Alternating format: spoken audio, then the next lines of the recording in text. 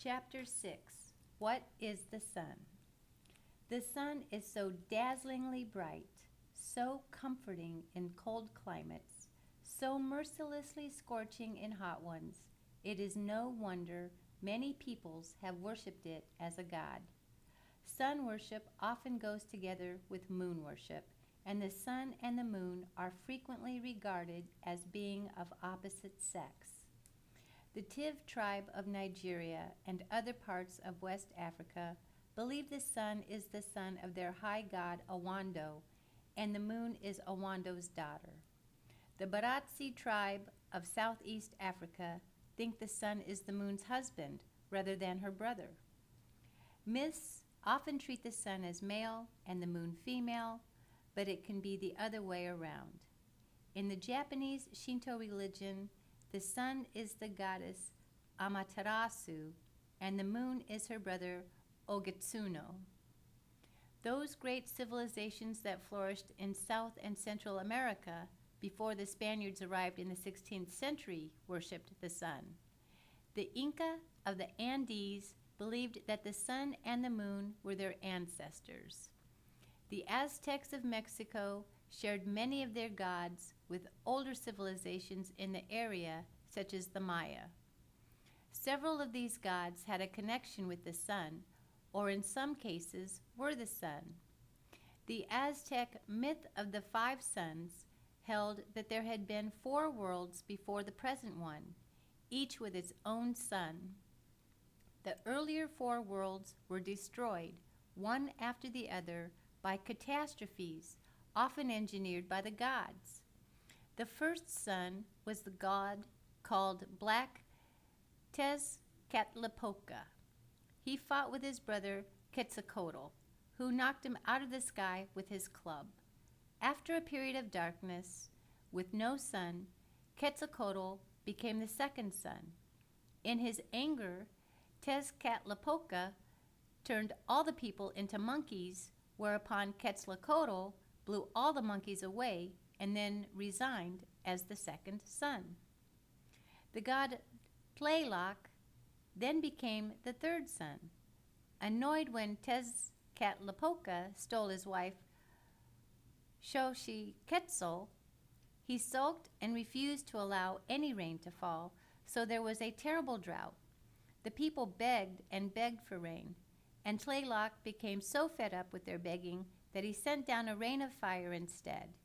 This burned up the world, and the gods had to start all over again. The fourth sun was Tlaloc's new wife, Chalchulicu. She started out well, but then Tezcatlipoca so upset her that she cried tears of blood for 52 years without stopping.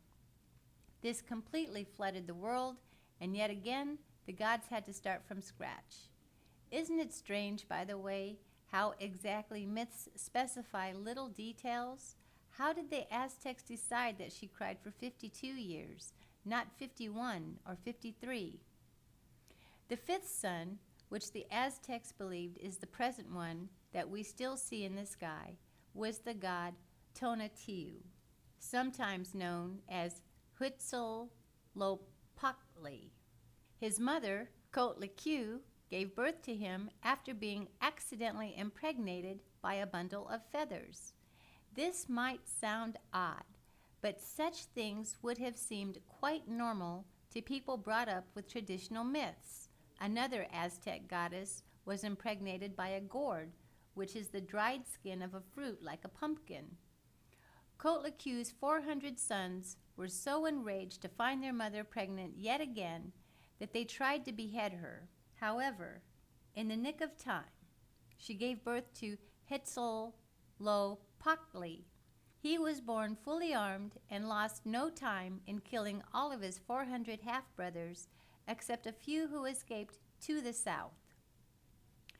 Huitzilopochtli then assumed his duties as the fifth son.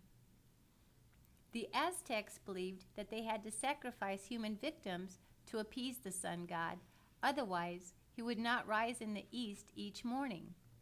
Apparently, it didn't occur to them to try the experiment of not making sacrifices, to see whether the sun might, just possibly, rise anyway.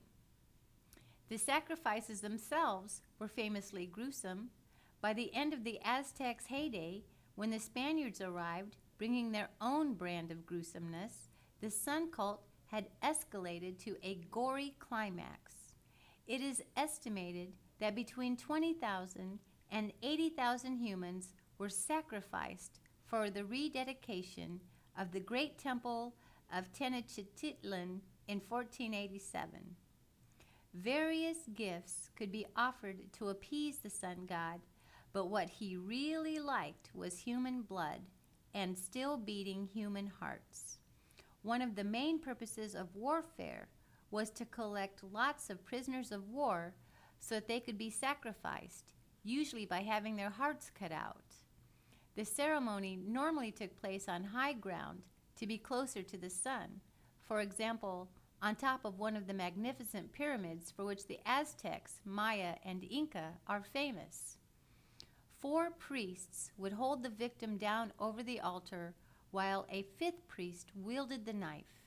He worked as fast as possible to cut the heart out so that it was still beating when held up to the sun. Meanwhile, the heartless and bloody corpse would roll down the slopes of the hill or pyramid to the bottom, where it would be collected up by the old men and then dismembered, often to be eaten in ritual meals. We also associate pyramids with another ancient civilization, that of Egypt. The ancient Egyptians, too, were sun worshippers. One of the greatest of their gods was the sun god Ra. An Egyptian legend regarded the curve of the sky as the body of the goddess Nut, arched over the earth. Every night the goddess swallowed the sun, and then the following morning she gave birth to him again. Various peoples, including the ancient Greeks and the Norsemen, had legends about the sun being a chariot driven across the sky.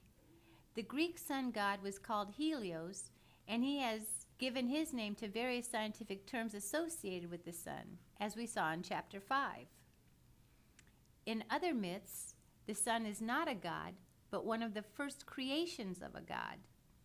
In the creation myth of the Hebrew tribe of the Middle Eastern desert, the tribal god Yahweh created light on the first of his 6 days of creation.